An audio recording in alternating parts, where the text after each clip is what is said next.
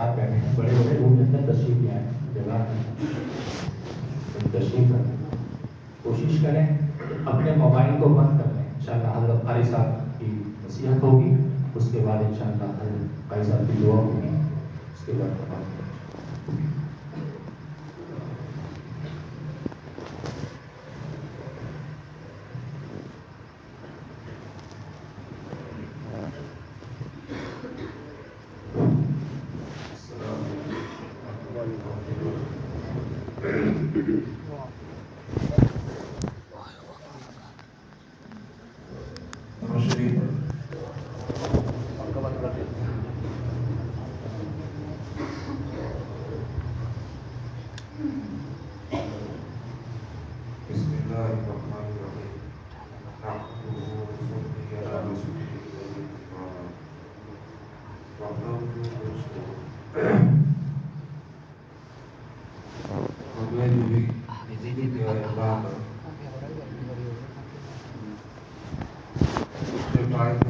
بے شمار, لیکن ایک فائدہ ایسا ہے جو آدمی خود محسوس کرتا ہے. حدیث میں آتا ہے جب آدمی ایک گناہ کرتا ہے تو اس کے دل میں ایک سیاہ نقطہ لگ جاتا ہے. توبہ کر لیتا ہے تو دھک جاتا ہے, اگر توبہ نہیں کرتا ہے اور گناہ کرتے رہتا ہے تو اس کا دل اتنا سیاہ ہو جاتا ہے کہ پھر پہلی بار اس کے دل کو کیسے نہیں کرتا. یا پھر کوئی مفسر کتنی تفسیر سنائے, محدث کتنی حدیث سنائے, کوئی اثر نہیں ہوتا, اس لیے کہ ہمارا دل جو ہے سیاہ ہو چکا. اس سیاہی کو دور کرنے کے لیے اللہ کے رسول صلی اللہ علیہ وسلم فرماتے ہیں ہر چیز کی صفائی کا ایک آلہ ہوتا ہے. ہر چیز کی صفائی کا ایک آلہ ہوتا ہے, اور دل کی صفائی کا آلہ اللہ کا ذکر ہے. کیا ہے؟ اللہ کا ذکر ہے.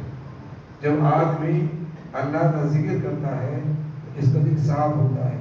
جب یہ مستقل ذکر کرتا رہتا ہے, ایک دن وہ آتا ہے کہ تنہائی میں لیٹا ہوا ہے رات کے اندھیرے میں, اور اس کے دل کے اندر گناہوں کی نفرت اتنی پیدا ہوتی ہے, محل میں کوئی گناہ کرتا ہے تو اس کا ایک درد اس کو محسوس ہوتا ہے. آج تو ہمیں اپنا بھی نہیں ہو رہا, اس لیے کہ دل ہمارا سیاہ ہو چکا ہے. کتنے ہم گناہ کرتے ہیں احساس بھی نہیں ہوتا. ہماری اولاد ہمارے سامنے کیا کر رہی ہے ہم دیکھ رہے ہیں, ذرا بھی احساس نہیں ہوتا.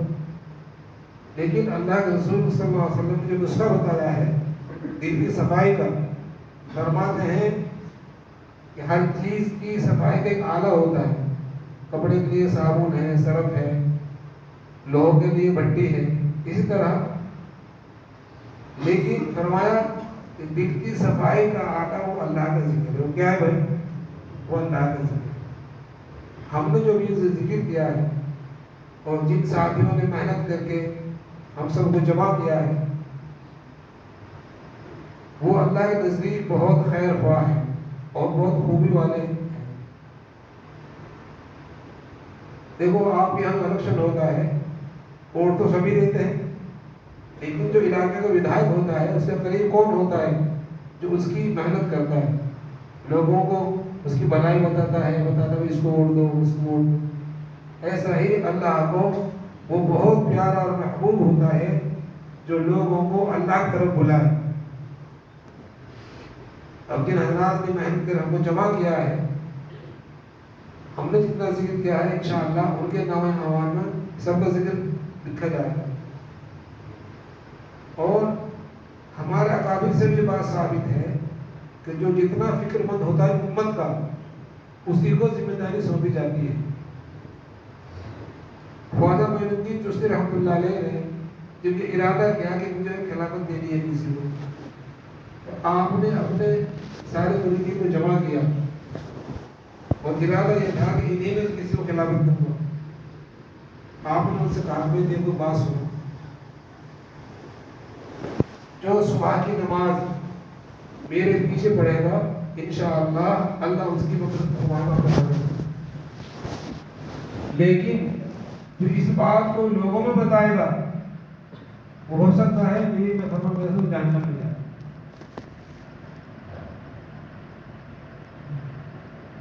ابھی پوری دن میں سے بیچارے ایک شخص رات کو گھر گھر گیا، اس گھر میں گیا، وہ گھر بھی گیا، اور بتا رہے پیر صاحب نے اعلان کیا ہے جو فجر کی نماز کے پیچھے پڑے گا اللہ رب العزت اپنے فضل سے اس کو جنت میں پہنچے گا۔ اور یہ سب سے کہہ کے دس کر کے چپ چاپ پکڑے گئے۔ اب صبح کو وہ حضرت کا سلام ہے بہت بڑا مجمع پیچھے، پھر تو آپ بہت خوش ہوا اور یہ بات اندازہ ہو گیا یقیناً میرے موریدین میں جو امت کا فکر مند ہے۔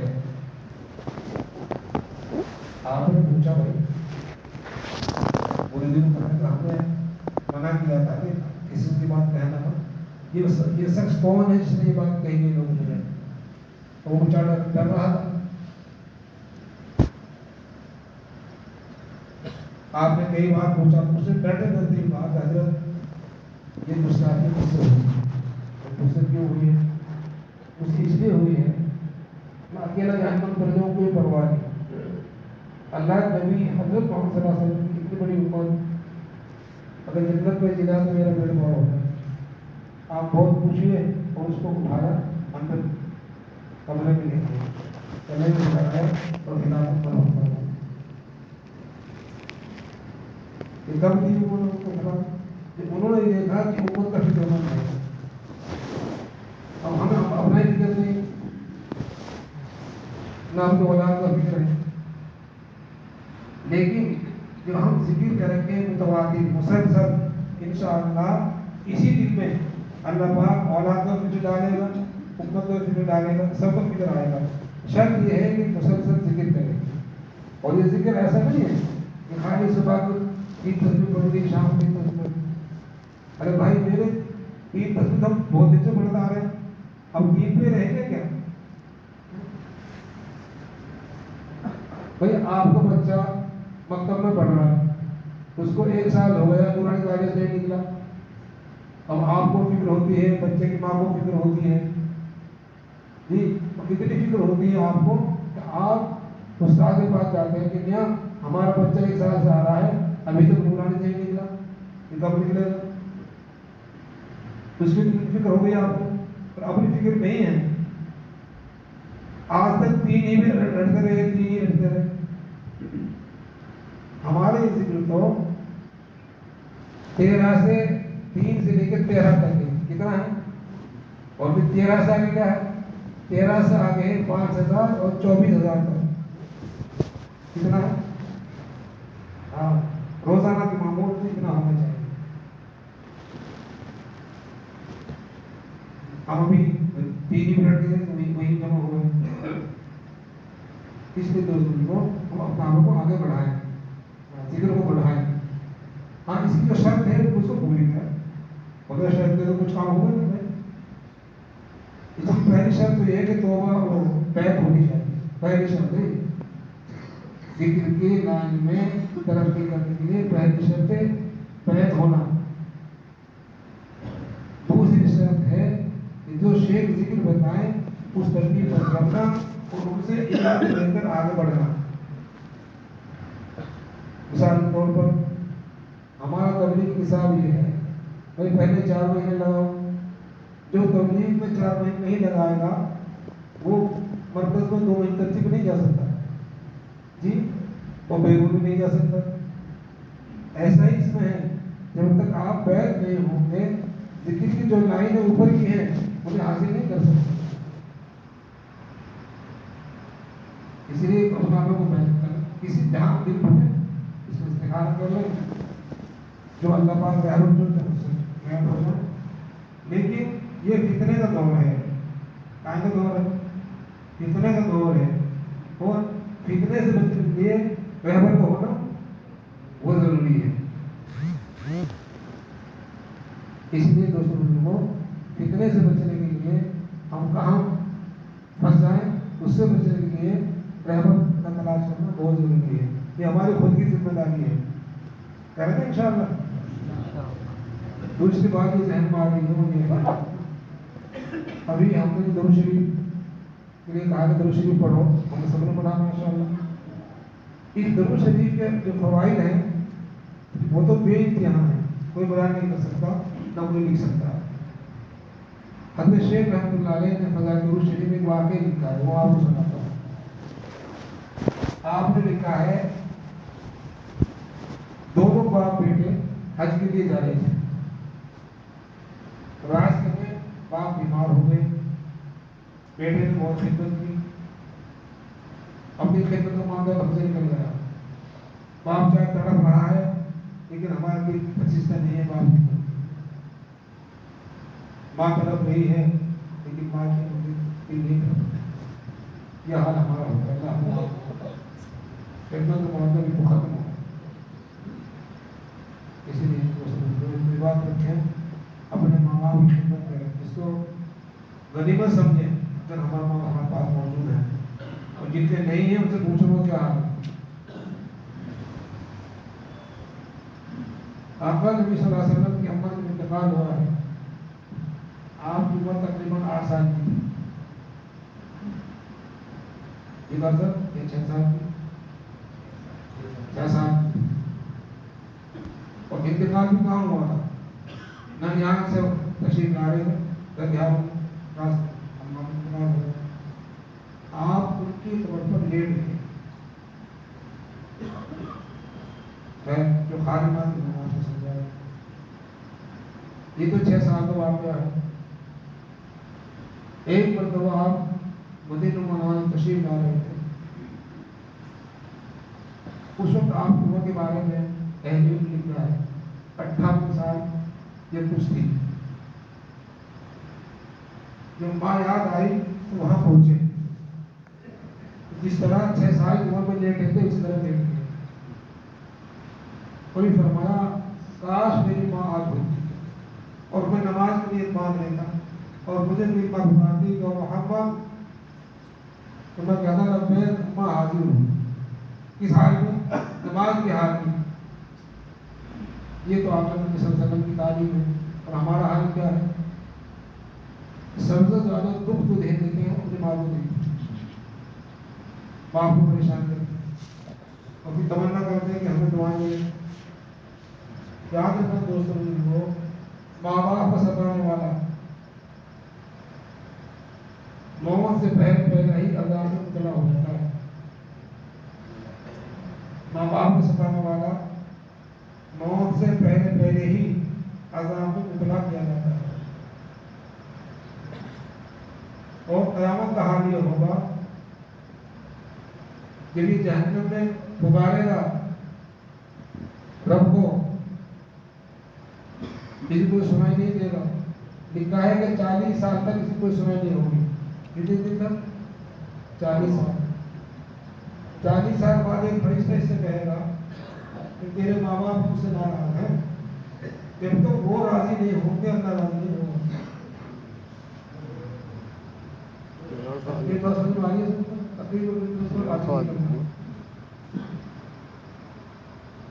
آپ بات سمجھ آ رہی ہے؟ بات آج تک طے کرو کہ انشاءاللہ ماں باپ سے ناراض نہیں ہے، انشاءاللہ کریں ہے۔ اس بچے نے باپ کی خدمت کی، مقدر کو موت کی، انتقال ہو گیا، انتقال کے بعد باپ کا چہرہ بدل گیا، کالا پڑ گیا، پیٹ پھول گیا، اب یہ نوجوان ایک تو باپ کی جدائی، دوسرا ایسے جنگل میں جہاں کوئی پرسان حال نہیں ہے، کوئی پوچھنے والا نہیں ہے، باپ کی شکل بھی بدل گئی، پیٹ پھول گیا، ان کو بہت غم تھا۔ اسی غم کی حالت میں انہیں کچھ جنون کی سے آئی، اس حالت میں دیکھتے ہیں کہ ایک شخص بہت بہترین چہرے والے، نورانی چہرے والے، میں نے کبھی ایسا چہرے والا کسی نے نہیں دیکھا، بہت تیز قدم آئے اور میرے باپ کے منہ سے کپڑا ہٹایا اور اپنا دست مبارک پھیرا، جیسے ہی انہوں نے ہاتھ پھیرا میرے ابا کے منہ پہ، میرے ابا کا چہرہ سفید ہو گیا، پیٹ کئی جگہ ہو گیا۔ نشے کا لکھتے ہیں انہوں نے اسی حالت میں ان کا دامن پکڑا کہ آپ کون ہیں، آپ نے مجھ پر ایسے حال میں احسان کیا ہے، کیونکہ میرا دم تو ہے ہی نہیں، باپ کی جدائی، پھر باپ کا حال، آپ نے فرمایا میں تو مجھے نہیں پہچانتا، میں صاحب قرآن ہوں، محمد بن عبداللہ صلی اللہ علیہ وسلم۔ جب بھی ہم حضور اکرم صلی اللہ علیہ وسلم زبان سے صلی اللہ علیہ وسلم ضرور کہنا چاہیے. کہنا انشاءاللہ اس کو اپنا عادی بناؤ, وہ بھی عادت ڈالے, بچوں کو بتاؤ.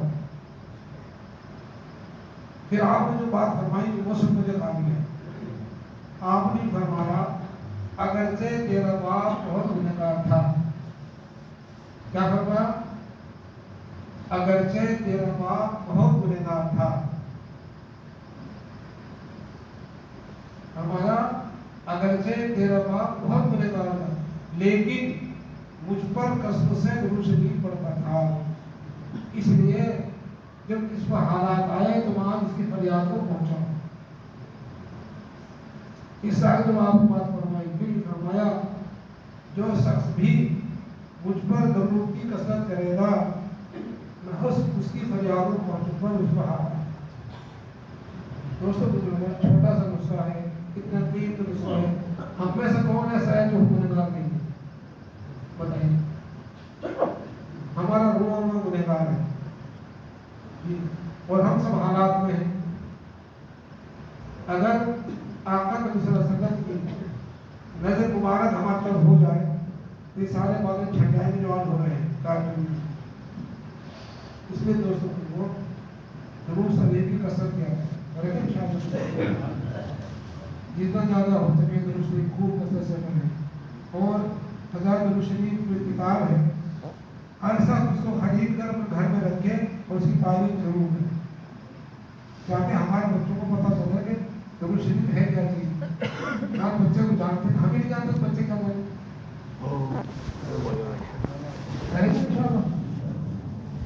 اور اپنے یہاں ذکر کا ماحول اور خود ذکر کرا جائے. اللہ ہم سب کو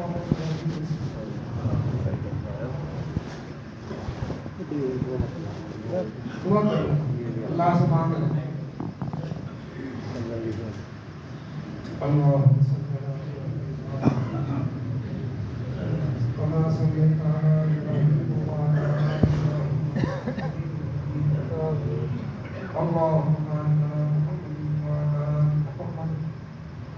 كما باركت على إبراهيم وعلى آل إبراهيم إنك حميد مجيد. الله لا إله إلا هو الحي القيوم وعنت الوجوه بالحي القيوم. يا حي يا قيوم برحمتك نستغيث. يا أحد الصمد الذي لم يلد ولم يولد ولم يكن له كفوا أحد. لا إله إلا أنت سبحانك ربنا لا تجعلنا فتنة للقوم الظالمين ونجنا برحمتك من القوم الكافرين. اللهم إنا نجعلك في نحورهم ونعوذ بك من شرورهم. اللهم انصر الإسلام والمسلمين. اللهم انصر الإسلام والمسلمين. اللهم انصر الإسلام والمسلمين. اللهم انصر من نصر دين محمد صلى الله عليه وسلم. اللهم انصر من نصر دين محمد صلى الله عليه وسلم. اللهم انصر من نصر دين محمد صلى الله عليه وسلم. اللهم احسن عاقبتنا في الامور كلها واجرنا من خزي الدنيا وعذاب الاخره. رب ارحمهما كما ربياني صغيرا. رب ارحمهما كما ربياني صغيرا. رب ارحمهما كما ربياني صغيرا. يا الله مرحمهما عفوا. يا الله مرحمهم صدق فرما. يا الله مرسيات حسنا صدق فرما. يا الله رحمتا کرمتا. يا الله فضلتا خیرتا. یا اللہ پورتا آفرتا معافنا فرما. اے اللہ بے انتہا کمزور ہے, ضعیف ہے. اے اللہ تو ہی توفہ کرم ہمارا پروردگار ہے. یا اللہ بھرپور مدد فرما. یا اللہ بھرپور نصرت فرما. اے اللہ بھرپور نصرت فرما. یا اللہ ہمارے جمع ہونے کو قبول فرما لے. اے اللہ ہمارے جمع ہونے کو قبول فرما لے. اے اللہ جو آپ کا نام رٹا ہے اے اللہ سن کا نام قبول فرما لے. اے اللہ جو آپ کے نام کی بتاتے ہیں سمراتے ہیں ہم سب کو عطا فرما دے اے اللہ ہم میں سے کسی کو محروم نہ فرما اے اللہ ہم میں سے کسی کو محروم نہ فرما اے اللہ اپنے نام کی برکت سے ہمارے دلوں کا اندر اپنی محبت پیدا فرما دے اے اللہ اپنے ذکر کے حلاوت نصیب فرما دے یا اللہ اپنے ذکر کو خداوند نصیب فرما دے اے اللہ اپنا کرم فرما دے ہمارے گناہوں کو معاف فرما دے اے اللہ گناہوں پر گناہ کرتے رہے آپ دیکھتے رہے چھپاتے رہے اے اللہ جہاں آپ نے یہ احسان کیا ہے احسان عظیم فرما کر ہمارے گناہوں کو معاف فرما دے گناہوں کو نفرت پیدا فرما دے اے اللہ گناہوں کو نفرت پیدا فرما دے اے اللہ ہمارے بوڑھے ماں باپ ہمارے جوان دیکھ کر دل میں روکتے اے اللہ ہم گھر آتے ہیں اے اللہ ماں کی نظروں سے دیکھتے ہیں کب بیٹا میرے پاس آئے لیکن ہم کب پہنچے اس کے بعد بیٹھنے گوارا نہیں کرتے باپ خدمت دیکھنے گوارا نہیں کرتے اے اللہ یہ بہت بڑا ظلم ہے مولا کو معاف فرما دے ماں باپ کی خدمت کے لیے ہمیں قبول فرما دے باپ کی عظمت دلوں کے اندر پیدا فرما دے ماں کی محبت دلوں کے اندر پیدا فرما دے اے اللہ ایسے ہی بہت بڑے بڑے گناہ کرتے ہیں مولا کو معاف فرما دے اے اللہ معاف فرما دے گناہوں کی نفرت دلوں کے اندر پیدا فرما دے اے اللہ گناہوں کی نفرت دلوں کے اندر پیدا فرما دے اے اللہ اپنے حبیب حضرت محمد صلی اللہ علیہ وسلم کی سچی اور پکی محبت دلوں کے اندر پیدا فرما دے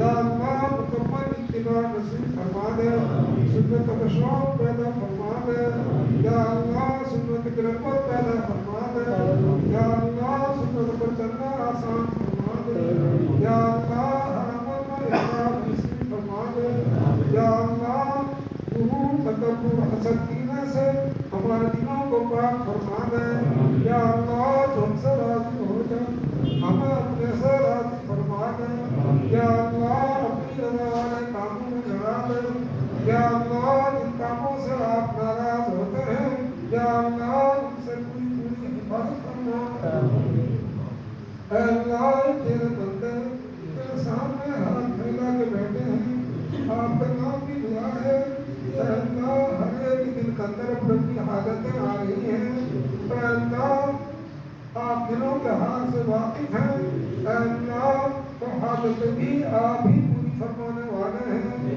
اے اللہ ہر ایک کی جائز حالات کو پورا فرما دے اے اللہ ہر ایک کی جائز تمناؤں کو پورا فرما دے یا اللہ جن بھائیوں نے دعاؤں کے لیے کہا ہے یہ ان کا ہمارے اوپر حق ہے جب ہم سے ہمارے عوامل سے دعاؤں امید رکھتے ہیں یا اللہ ان کی جائز حاجات کو پورا فرما دے یا اللہ